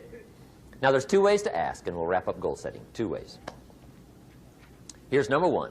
Ask with intelligence. It didn't say ask intelligently, but I'm sure it meant that. Don't mumble. You don't get anything by mumbling. Be clear. Be specific. Intelligent asking means how wide, how high, how soon, when, what size, what color, how much. Define what you want and describe what you want. That's powerful. In the weekend seminar we teach, goals become like a magnet. They pull you that direction. And the better you describe them, the more they pull. So ask intelligently. Here's number 2. Ask with faith. That's the childish part of the equation. Believe you can get what you want like a child. Not an adult. Adults are too skeptical. So the formula really reads, make plans like an adult and believe in them like a child. And the most incredible things will happen. Just try it for 90 days. Just try it. You can always go back to the old ways. Just try it. Just 90 days, 90 days. Now, here's the last qualifying phrase on goal setting, as we promised to qualify everything. And it simply goes like this. Remember, you won't get everything you want. And we've already studied the reason for that. Simply, sometimes it hails on your crop and rains on your parade. It's that kind of planet. So you won't get everything you want, but if you will work this goal-setting formula, you can get plenty for wealth and happiness. Okay, that's goal setting. We use it around the world. We recommend it. Now, maybe it won't work as well for you as it has for me. I don't know. Maybe not. But what if it did? You got to try. Okay. Here's the last subject, the day that turns your life around. Let me just quickly give you a list of 4 emotions that can change your life in one day. Emotions are powerful. Sometimes it doesn't take much to alter your whole life direction.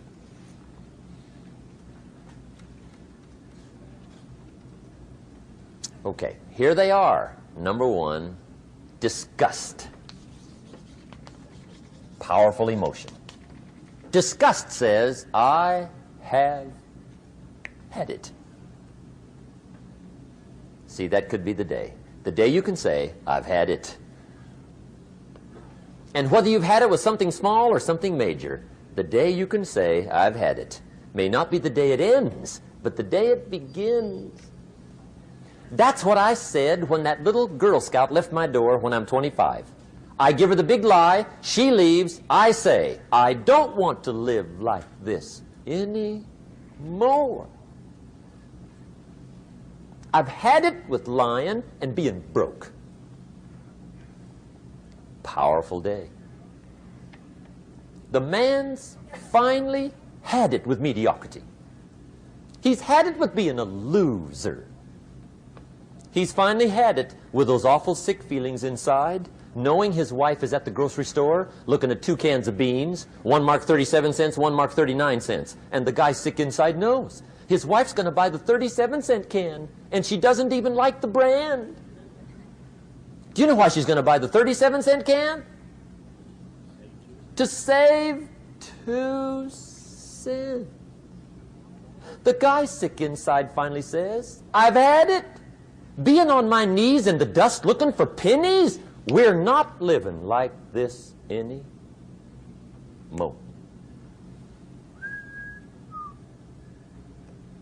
Could be the day that turns your life around. The day you can say, I've had it.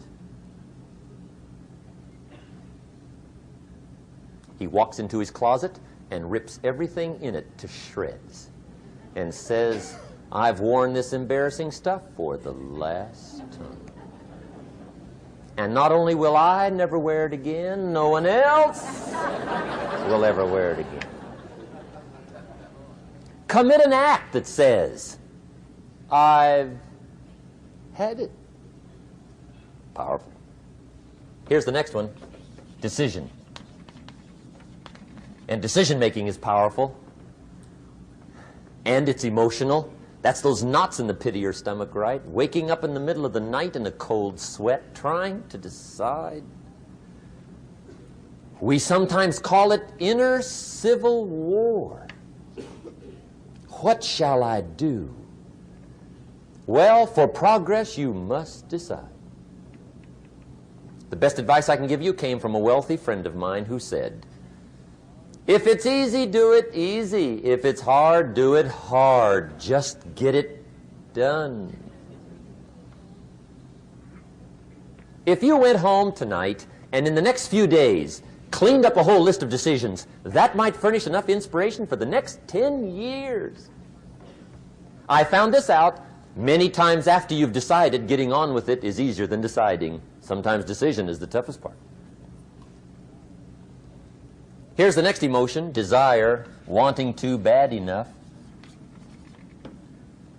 And I don't know how to tell you to want to. That's something you've got to come up with. There's 2 things I know about desire. Number 1, it comes from inside, not outside. You don't send off for it. Number 2, I know desire can be triggered by something. Who knows what it might be? Sometimes desire waits and sleeps for something to happen. Maybe it's a book, maybe it's a song, maybe it's a sermon, maybe it's a lecture, a seminar, maybe it's the conversation of a friend, a happening, an event. Who knows? The best advice I can give you is what I give my staff. It goes like this: welcome every human experience. You never know which one is going to turn it all on. Even the bad experiences. Sometimes from the bitterest experience comes the greatest awakening. So let down the barriers, take down the walls. The same wall that keeps out disappointment keeps out happiness. Let life touch you. Don't let it kill you, but let it touch you. Here's the last one. This one's powerful. Resolve. Resolve says, I will. 2 of the most powerful words in the language. I will. Benjamin Disraeli once said, nothing can resist a human will that will stake even its existence on the extent of its purpose. Shortly put, I'll do it or die. See, that's powerful. That could be the day that turns your life around. The world has a strange way of stepping aside when somebody says, I'll do it or die. The man says, I will climb the mountain. They've told me it's too high, it's too far, it's too rocky, it's too difficult, it's never been done before, but it's my mountain, I will climb it. Pretty soon you'll see me waving from the top, or dead on the side, because I ain't coming back.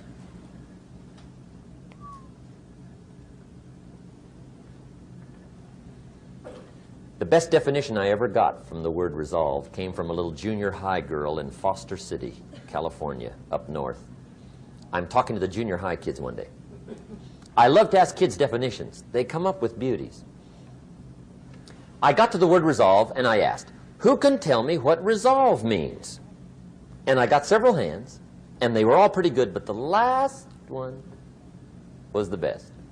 Little girl, about 3 rows back, held up her hand. She said, Mr. Rohn, Mr. Rohn, I think I know what resolve means. I said, darling, what do you think it means? She said, I think it means promising yourself you will never give up. I said, that's it. Webster, stand aside. That is the definition. Promise yourself you will never give up. I asked the kids, how long should a baby try to learn how to walk? How long? How long would you give your average baby before you shut him off? How long? See, any mother in the world would say, you're crazy. My baby's going to keep trying until it learns how to walk. What a magic formula. Now let me show you what triggers all emotions into activity that brings results. And results is the name of the game. Here it is. Action. Finally, you must do something about how you feel. Jesus, the master teacher, said, don't just be listeners, be doers. The world admires the doers. Whatever it takes to get you to try harder, read more, set your goals, and go for it. Here's the next attitude disease. Over-caution. Some people never will have much. They're too cautious.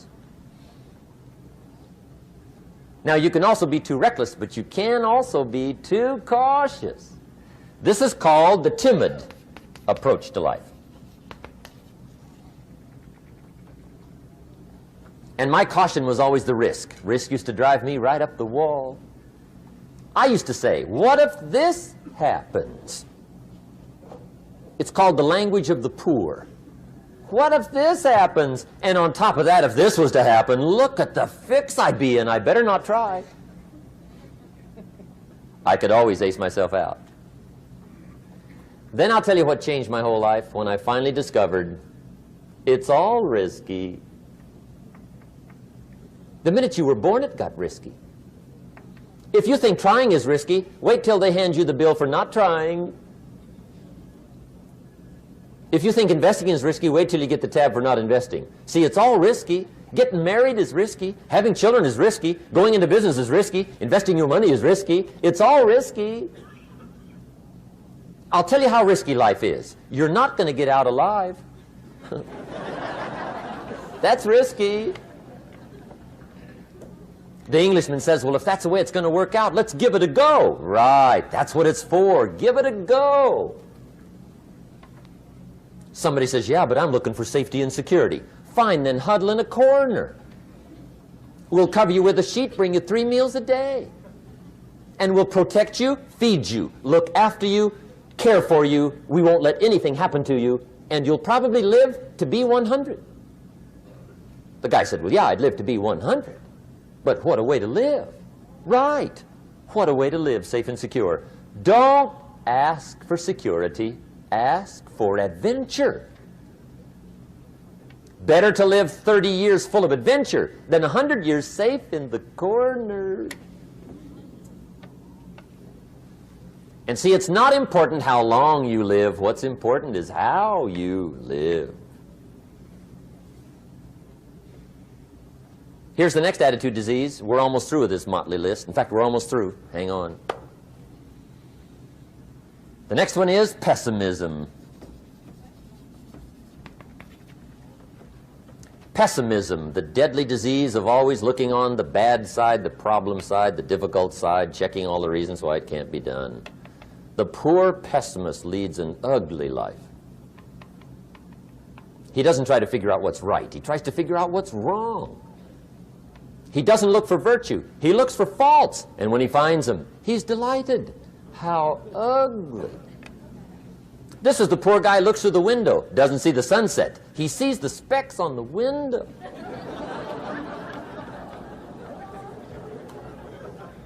And this is the poor guy, right, who rushes up, takes such leave of his senses. This guy rushes up and he says, I've got 5 good reasons why it won't work. He's so dumb he doesn't know all he needs 1. He's got 5.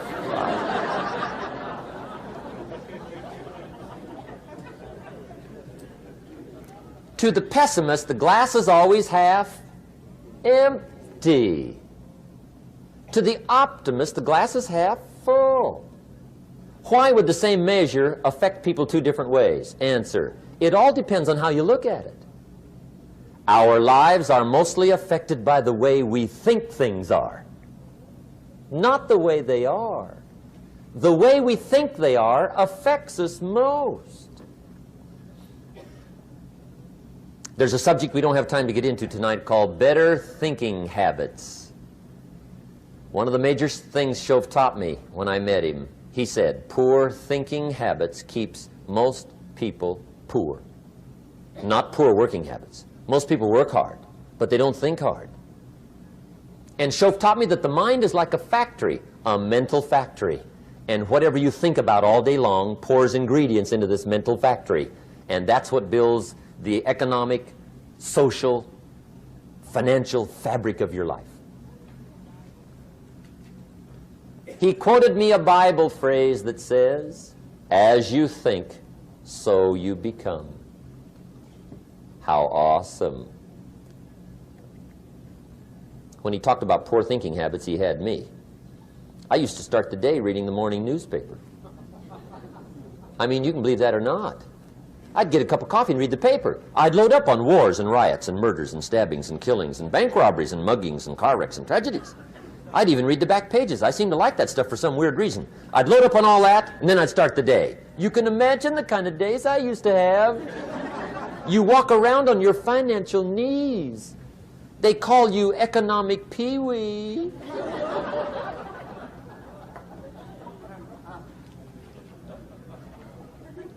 The guy says, I want to be a great leader. Wonderful. The first thing we do is follow him to his house. When we get there, we walk in and check his library, number 1. Somebody says, well, why check his library?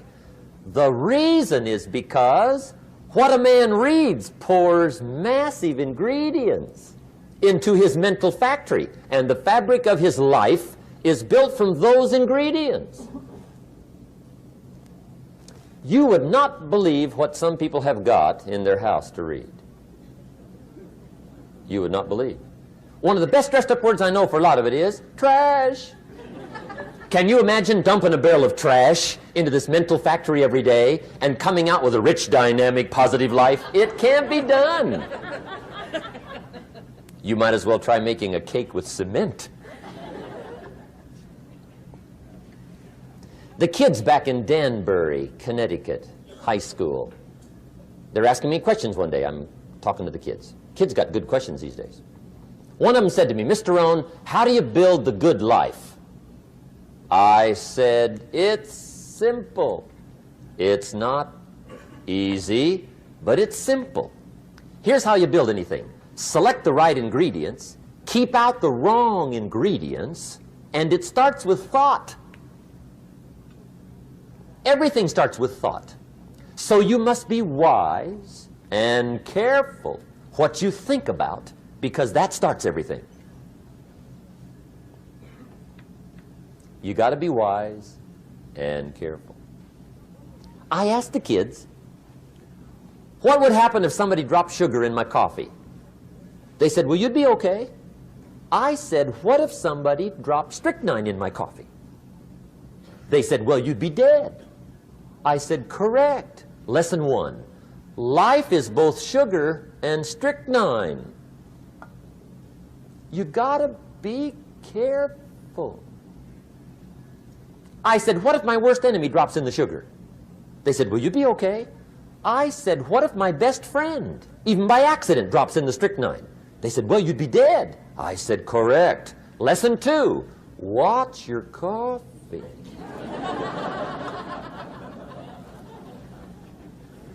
You got to be careful. See, it doesn't matter who hands you the bad stuff. It doesn't matter where you get the bad stuff. It'll still do its damage on your bank account, wherever you get it. Mr. Schoaf gave me one of the greatest phrases when I first met him when he said, Jim, every day stand guard at the door of your mind. How important. Stand guard at the door of your mind. And you decide what goes into your mental factory. Don't let anybody just dump anything they want to in your mental factory, because you've got to live with the results. Okay, here's the last disease, and we're through with this list. In fact, we're almost through. Hang on. The last subject is very brief. The last disease, but this one is deadly. Engage in this one, indulge in it even slightly, and you might as well forget the future, because it's going to forget you. Complaining,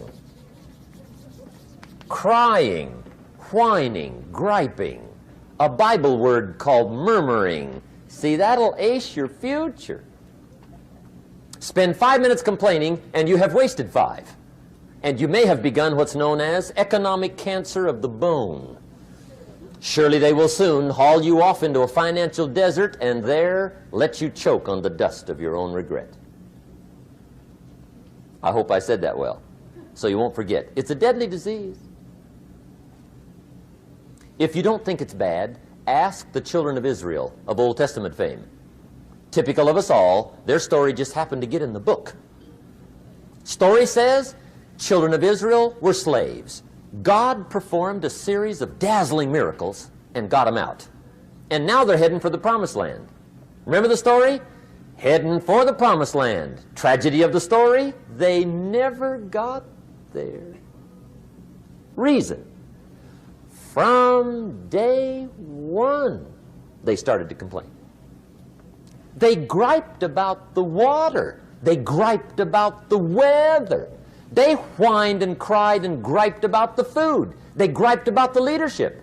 They whined and cried because it was too far, too cold, too hot, too difficult, too miserable. I mean, they whined and cried for years.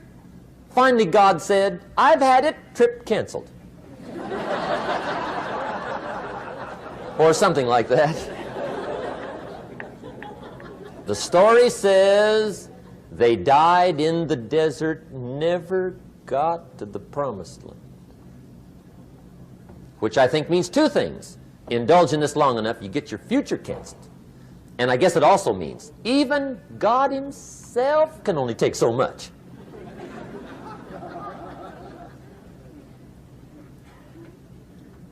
Okay. Just be on the lookout of the things that can destroy all the good you start. The war is on.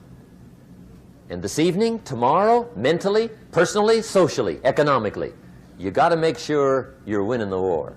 And this is part of it.